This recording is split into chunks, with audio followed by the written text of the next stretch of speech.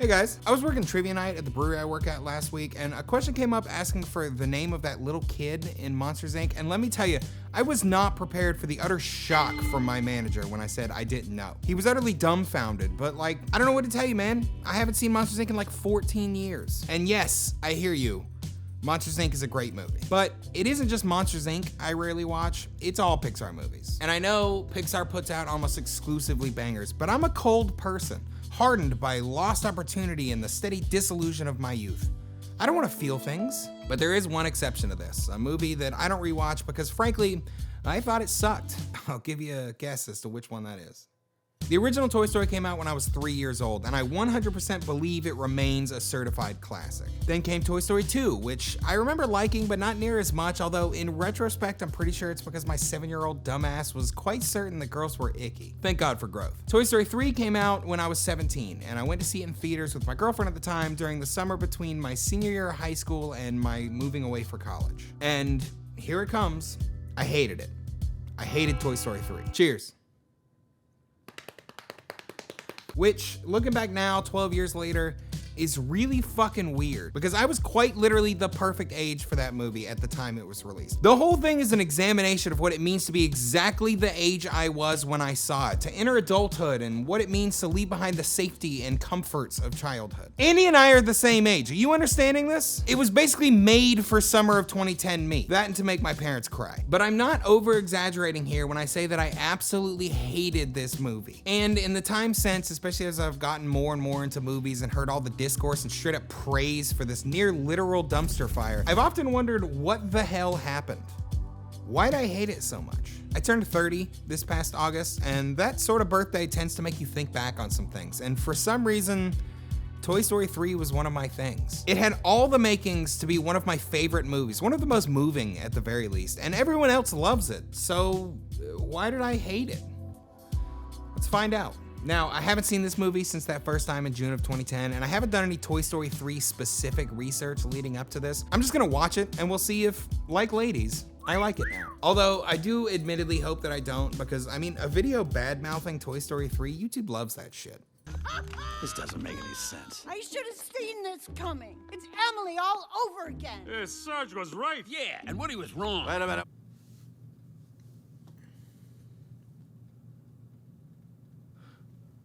Okay, bear with me. Anthropologically speaking, the act of storytelling is possibly the most unique yet fundamental trait of the human race. Every culture in human history has had some kind of storytelling tradition. The experience of being told a story physically lights up more parts of our brain than most other activities. It's so foundational to the human experience as to suggest a near evolutionary significance. It's up there with using tools and creating fire, you know what I mean? Old Joey Campbell, Joe Cams, suggested that the development of stories, and more specifically what he called the hero's journey, may be an attempt to come to terms with the constant journey that is our lives, while allowing us to learn from another's lessons to aid in our own. God, I'm always writing these sentences that are technically meaningful but structured like an algebra problem.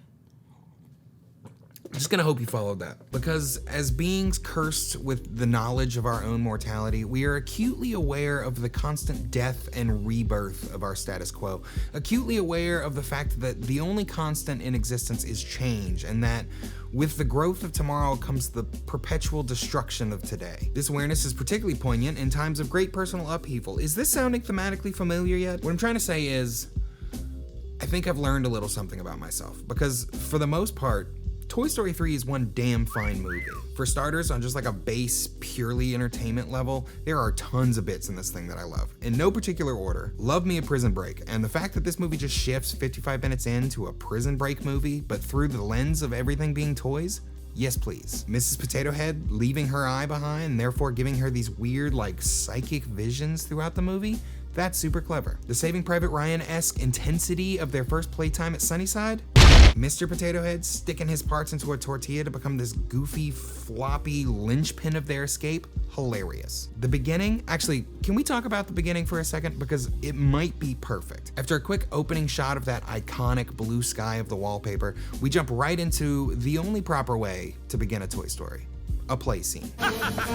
Money, money, money. It's an exciting and increasingly absurd scene, pushed along by all these twists and introductions of increasingly out-of-place characters that not only reminds us of the gang we'll be following, but perfectly replicates the creativity of a little kid playing pretend. Andy's got this random assortment of toys that he's just throwing together until he's got an attack dog with built-in force field about to be eaten by a dinosaur who specifically eats force field dogs, only to be saved by Mr. Evil Dr. Porkchop and his massive pig-shaped spaceship. And on a shallower note, it's got all these little moments sprinkled along it that I love for no reason other than they bring me joy. Like the way that Woody says, "The orphans!"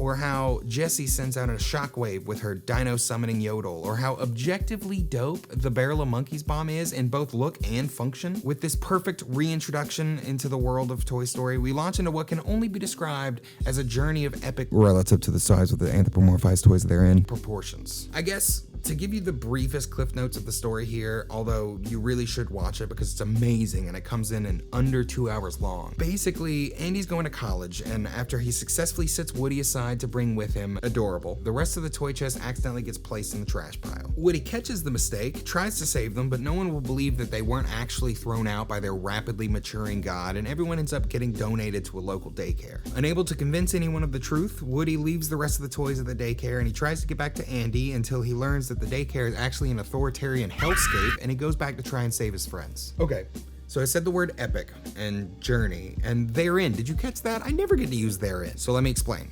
For starters, there's the sheer distance this story covers. It's fairly implied, for most of the movie anyway, that the story takes place within a few square miles, which doesn't sound like much for you and I, but we're not, what, a foot tall at best? The only time a distance is explicitly laid out, it's only a few blocks, which Woody celebrates, but like, he's a toy. I'm old enough to remember when a trip next door was a serious feat, and now circumstance has thrown these toys all over town. And don't forget, Andy's going to college in like 2 days, and if they don't make it back before he leaves, they're f***ed.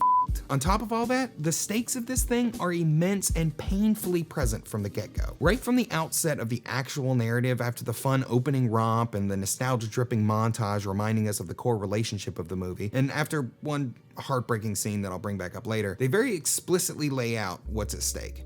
And what's at stake is their very survival. Andy's going to college, which means there's a very real chance that they're getting thrown out, their god literally forsaking them. And sure, after Woody's fellow toys narrowly avoid mistakenly being crushed in the back of a garbage truck, the stakes for most of them cool off for a bit. Sunnyside Daycare seems at first glance to be a pretty nice place, and yeah, we know that by staying there, they're losing the opportunity to be there for Andy, but I mean, they'll be alright. Once the storylines split, Woody's adventure is admittedly a lot lighter in tone, because while he does have to escape a daycare crawling with people, sometimes literally, accidentally gets taken home by another girl and then has to employ the aid of her toys to sneak out in the dead of night to make it back to Andy in time for college, he's not having to deal with Lotso. Lotso the bear is not just like a scary villain by children's movie standards. Lotso's downright fucking evil. Like, the dude's a cold-blooded killer who's mistakenly found his way into a children's movie. He starts out as this gentle presence, welcoming the gang to the community with open arms, before quickly revealing himself to be a ruthless dictator, literally willing to murder his fellow toy to keep hold of his power. Because remember, kids, you can never fully trust the kindness of strangers. Not to get ahead of myself here, but in case anyone out there thinks I might be exaggerating, let me just direct your attention to the moment when they're all trying to avoid being destroyed at the dump, and Woody proves why he's the hero, risking his life to save the life of his oppressor. An attempt to show the importance of being good, even to those who don't deserve it, only to be rewarded by this shit stain looking into his eyes and then walking away from the button that would save all of them. All he had to do was press the big red button, just about the least amount of effort that's ever been required to redeem oneself, but instead he chooses to literally condemn them to fiery damnation. This is nothing if not an act of pure,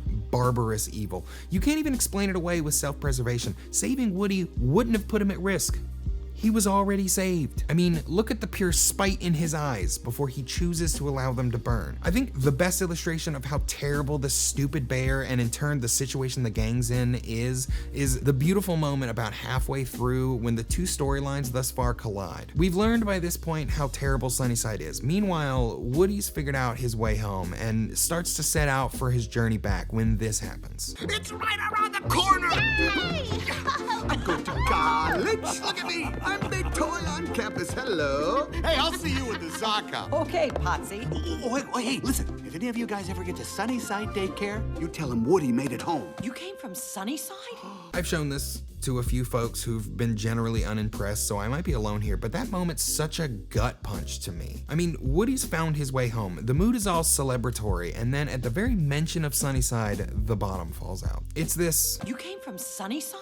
framed behind him, the jaunty music suddenly fading out, slamming the brakes on Woody's whole journey. From here, we get this great sequence of Chuckles laying out Lotto's origin story, which I mean, isn't the deepest in the world, but like, it's a kid's movie, man. And you see how gorgeous this animation of rain falling on him is? She replaced us. Come on. No, she only replaced you. She replaced all of us, didn't she?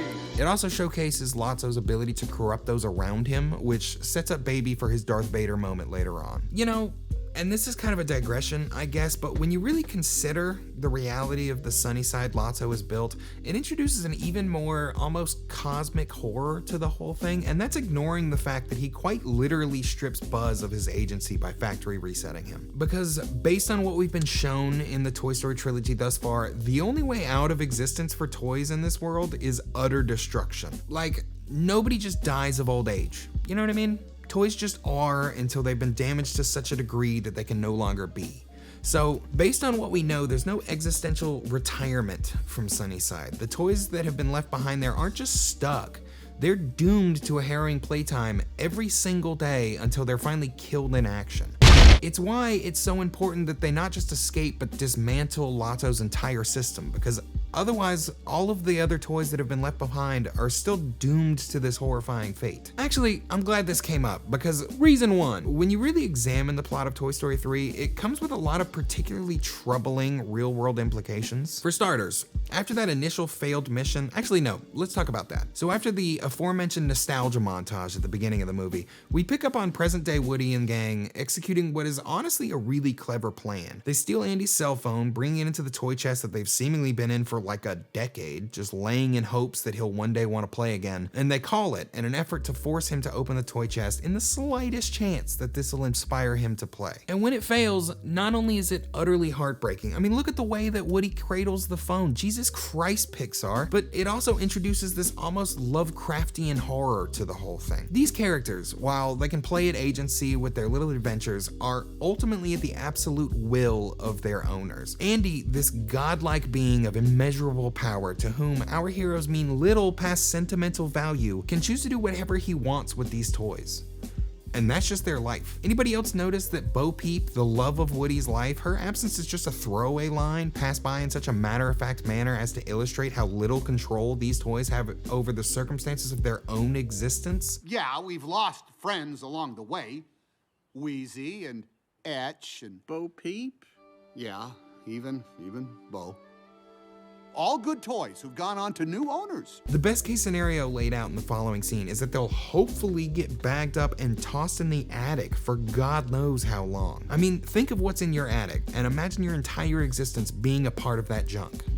Fucking horrifying, is it not? Anyway, I think I've lost the plot a little bit here, but this is all to say that Toy Story 3 is a great freaking movie. Powerful even. So, why didn't I like it the first time? Well, I think I've narrowed it down to two reasons. There's the troubling nature of its universe I just rambled about, but probably most upsetting reason two is just how damn heavy this movie is. The last, 25 minutes or so of this movie is just pure pain, basically from the Darth Vader moment on. In the climax of this film, the heroes come so close to not making it out that they are forced to come to terms with that reality. And then they're saved in this beautiful full circle moment for the little alien guys, and No!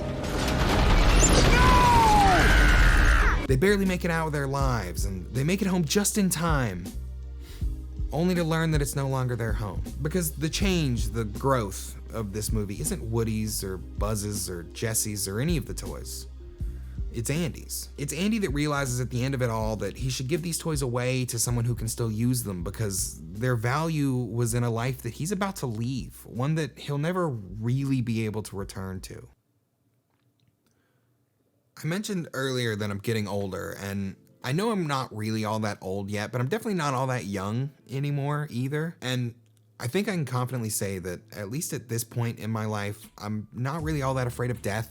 I'm not afraid of change or of loss. I mean, I am scared of loss, but I'm accepting that that's part of it. You know, like, I don't rail against it. But I also recognize that I can only say that with any confidence because I've experienced a lot of those things. And now I'm here. If I'm being honest with myself, I would say that from my 17th birthday to my 19th was probably the most fun I've ever had. Granted, not a ton of real substance from that time has proven particularly important to my life as a whole. Most of where I am today, I started building in my early 20s, but it was an absolute blast nonetheless. The first time I saw this movie, I was dead smack in the middle of that. I think getting my own car my senior year in high school afforded me that initial freedom to begin to build upon the groundwork my parents had given me through childhood and start to figure out what I was gonna do with it. And I thought a lot of who I'd become thus far. And I went to see this movie mere weeks before I turned that sense of freedom up to 11 and moved away on my own. It was a time of unbridled excitement and ignorant confidence, and deep down, a time of fear. I was hyper-focused on the good and the exciting because I didn't want to allow myself a moment to acknowledge that I was about to leave behind the world that I had known my entire life. And as confident, cocky, honestly, as I was, what if I was wrong? And Toy Story 3, this fun Pixar movie I was taking my summer girlfriend to, is all about acknowledging that uncertainty and then doing it anyway. And so I hated it. I hated what it forced me to confront, which is also why I can watch it now and realize not only how great, but how powerful it is, and still not entirely feel good about it. I mean, that moment when they all hold hands in the trash chute, accepting their fate and frankly giving up any chance of survival still makes me physically angry. In the dozen or so years since I sat in that AMC theater at Discover Mills, I've lost a lot of what I had and a lot of what I would soon have that following year. A lot of the people I knew, the confidence I held, the sense of freedom, the sense of optimism. I mean, hell, that mall's not even called Discover Mills anymore. But I accept that loss because despite how stressful and insecure it can be at times, I really love where I am now. And I love what my life has become. And I accept the fact that I had to lose a lot of those things to get where I am now. But it still hurts, you know? I guess that's the inherent melancholy of nostalgia. Maybe that's just the price we have to pay. Maybe I'll always have a Woody to give away. No, that's not right. But you know what I mean. And maybe that's what makes Toy Story 3 such a great film. I'm still gonna stand by the entirely uninformed stance that Toy Story 4 is a total piece of garbage and should have never been made. Stop shopping at Amazon.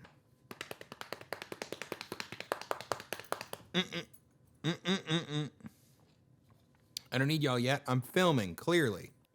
You okay, Zozo? Pixar. Is that a channel? Please don't. Please don't. Go around this way. Come here. Come here. Come here. Come here. Come here. Walter, stop being a dumbass. Fucking. You're not enjoying this at all. You're not even trying to be in the picture. You're not even trying to be in the picture. And that's that rap, boy. That's that rap, boy.